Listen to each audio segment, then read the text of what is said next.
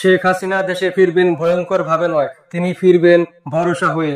আগামী 7 ডিসেম্বর শেখ হাসিনা বাংলাদেশে ফিরবেন, আর তাকে সহযোগিতা করবে মার্কিন প্রেসিডেন্ট ডোনাল্ড ট্রাম্প। শুনতেই রোমাঞ্চ লাগে, তাই না?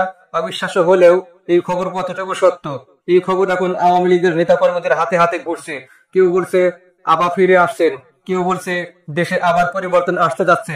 কিন্তু থামেন, এই খবরটাকে ছড়িয়েছে আজকে আমি খোলাসা করে বলবো এই নিউজটার ভিতরে আসলে কি আছে, কে ছড়াচ্ছে আর কেন ছড়াচ্ছে। আওয়ামী লীগের প্রায় প্রতিটি নেতা কর্মীর মধ্যেই একটা বিশ্বাস কাজ করে যে শেখ হাসিনা একদিন না একদিন দেশে ফিরবেন। তারা মনে মনে এমন একটা দৃশ্য দেখতে চায় যে হঠাৎ করে শেখ হাসিনা বাংলাদেশে ঢুকলেন, লুকিয়ে থাকা নেতারা গর্ত থেকে বের হয়ে এলেন, এনসিপির লোকজন দৌড়াদৌড়ি করছে, জামাত শিবিরে আতঙ্ক ছড়িয়ে গেছে, আর যারা পালিয়েছে তাদের বিশেষ ফ্লাইটে ফিরিয়ে আনা হবে বিচারের মুখোমুখি করতে।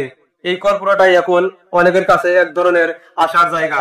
আওয়ামী লীগের মিছিল মিটিং এ একটা লাইন প্রায় শোনা যায়, শেখ হাসিনা আসবে, বাংলাদেশ হাসবে। কিন্তু প্রশ্ন হচ্ছে, আসলে কি বিষয়টা এতটা সহজ?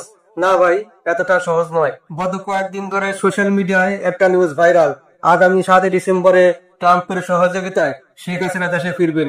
এই খবর আওয়ামী লীগের অনেকেই শেয়ার করছে, প্রচার করছে। কিন্তু আমি বলবো, আপনি যে নিউজটা দেখছেন সেটা কে বানিয়েছে, কোন পেজ থেকে আসছে সেটা যাচাই করছেন? খেয়াল করুন নিউজটার সোর্স কি।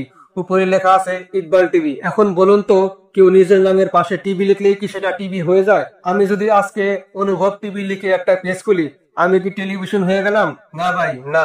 আসল টেলিভিশন নিউজ বানানোর আগে শতবার যাচাই বাছাই করে, ফ্যাক্ট চেক করে, রিপোর্টিং করে, তখন নিউজ প্রকাশ করে। কিন্তু এইসব ফেসবুক পেজ যেগুলো ইকবাল টিভি, অমুক টিভি, তমুক টিভি, এগুলো কেবল নামেই টিভি, বাস্তবে এগুলো ভুয়া পেজ, যারা মানুষের আবেগ নিয়ে খেলে, একটু ভাইরাল হবার আশায় গুজব ছড়ায়। মানুষ যখন হতাশ হয়, তখন যেই হোক না কেন, যদি কেউ আশার কথা বলে, মানুষ তাকে সাপোর্ট করে ফেলে। এই মনোবিজ্ঞানটাই ব্যবহার করছে এসব ভুয়া পেজ। এখন বলুন তো, ডোনাল্ড ট্রাম্প বর্তমানে মার্কিন প্রেসিডেন্ট, তাহলে তিনি কিভাবে শেখ হাসিনাকে সহযোগিতা করবেন? এই খবরটা পুরোটাই ভুয়া। হ্যাঁ, তবে শেখ হাসিনা যদি জীবিত থাকেন, একসময় হয়তো দেশে ফিরবেন, রাজনীতি আবার হবে, মিছিল হবে, মামলা মোকদ্দমা হবে। এই তো বাংলাদেশের রাজনীতি। এখানে সবাই একসময় ধরপাকড় করে, কেউ পালায়, কেউ পড়ে যায়, কিন্তু প্রতিশোধের রাজনীতি কখনো ভালো ফল দেয় না। আজকের বাস্তবতা হচ্ছে, আমরা পরিবর্তনের কথা বলি, কিন্তু বাস্তবে পরিবর্তন খুব কমই হয়।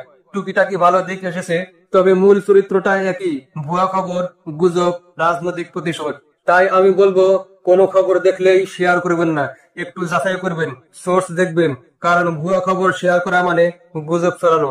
তাই সাবধান থাকুন, ভুল খবর ছড়াবেন না, সত্য যাচাই করে তবে বিশ্বাস করুন। ভালো থাকুন, আসসালামু আলাইকুম।